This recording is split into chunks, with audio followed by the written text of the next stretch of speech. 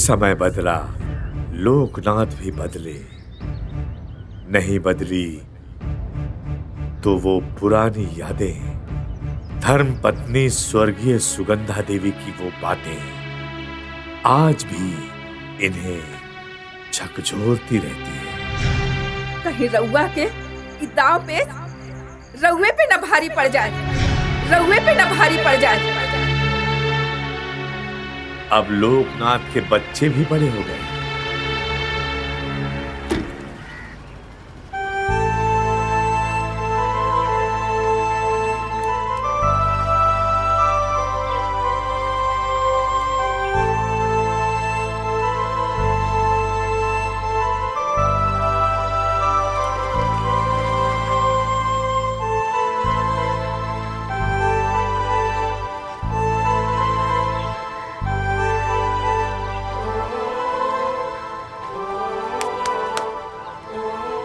बद्रीनाथ, लोकनाथ के बड़े बेटे।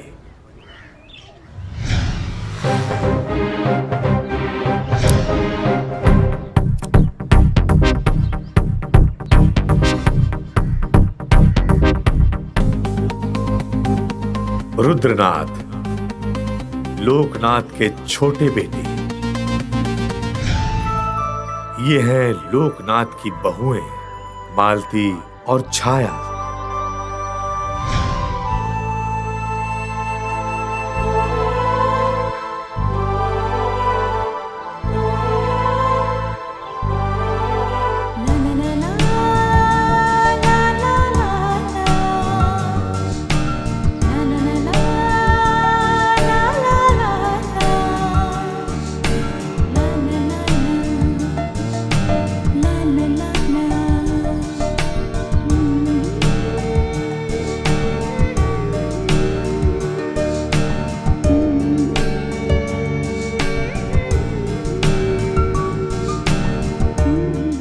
ये है लोकनाथ की बेटी परी।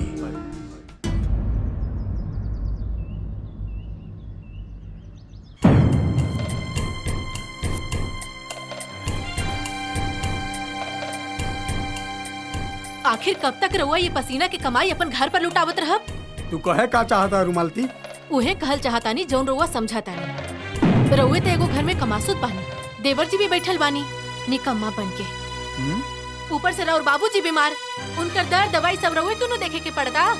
त का करी भौजी, हम खुदे के ऊपर बोझ नहीं की बने के चाहत। बिजनेस खातिर पैसा कौड़ी चाहिए नू, कुछ सोच भैया।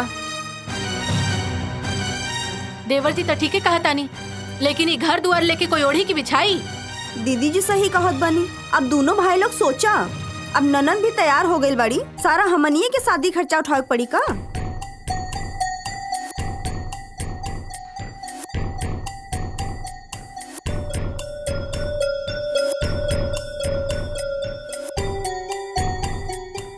रुद्र,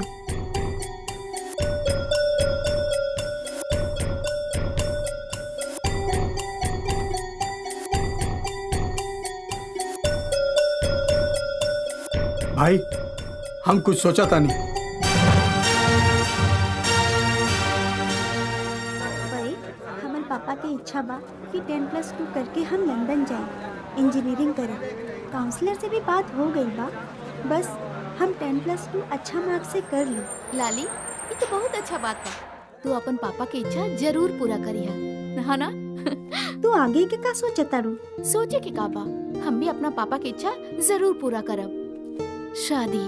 ओह अच्छा। शादी करके।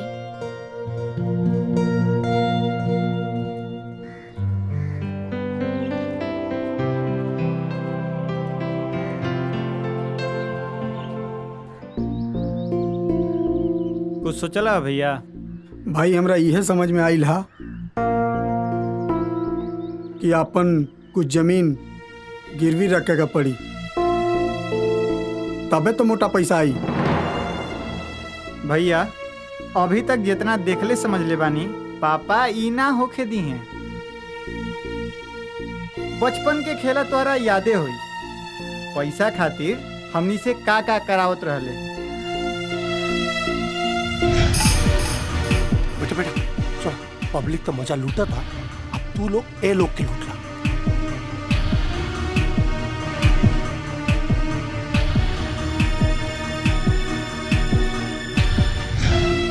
पपौती संपत्ति रखले रखले मर जाई हैं, जमीन जायदाद ना बेचिए भैया। तब एक के गो उपाय बचता, बंटवारा। तब बिलाई के गाला में घंटी के बानी। अब तक कुछ सोच ही के पड़ी।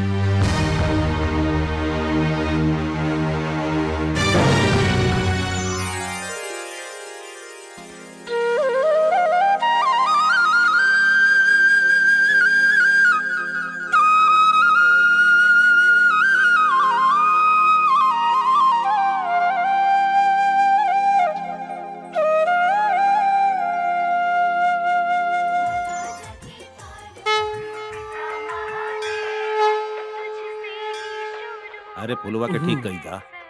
हाँ बढ़िया से। उधर रखा।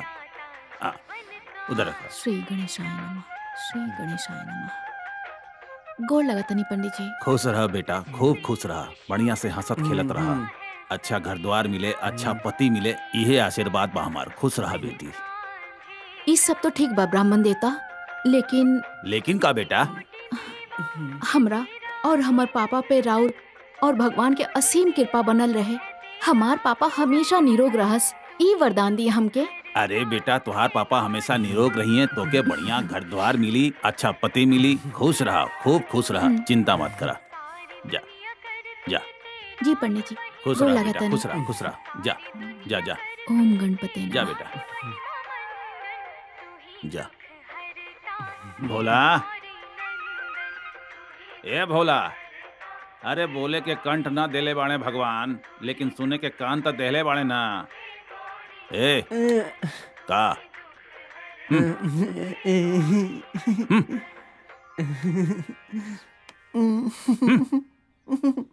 ए लोकनाथ, कहाँ बड़ा हो? अरे कहाँ घर में घुसल रहेला?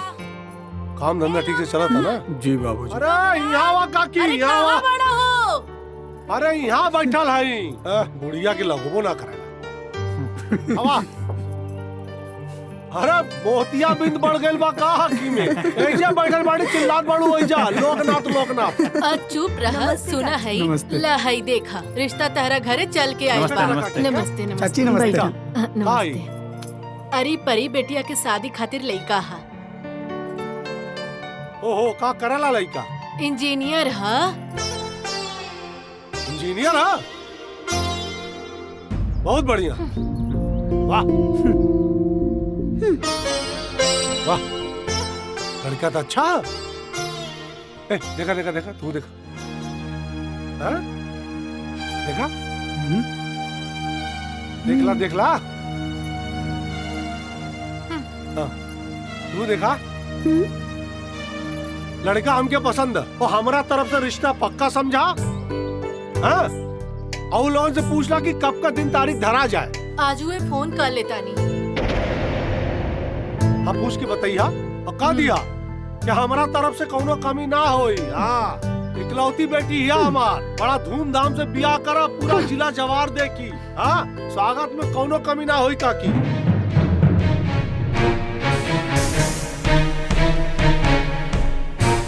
अरे बिटिया, ए परी, हाँ पापा। ए बेटा यहाँ आवा।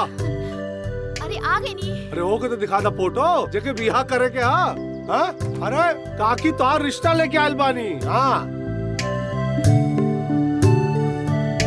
देखा फोटो लड़का का? देखला देखला, अरे देखला। बाबूजी। लजा गई है। नमस्ते अंकल। नमस्ते बेटा, नमस्ते। स्कूल जात बाड़ू का लो? ठीक है जा। ठीक है काकी, ला। ठीक है। हमारी तरफ से रिश्ता पक्का है, जैसा हमके ठीक बता बा, दिया। नमस्ते। हाँ? नमस्कार नमस्ते। नमस्कार।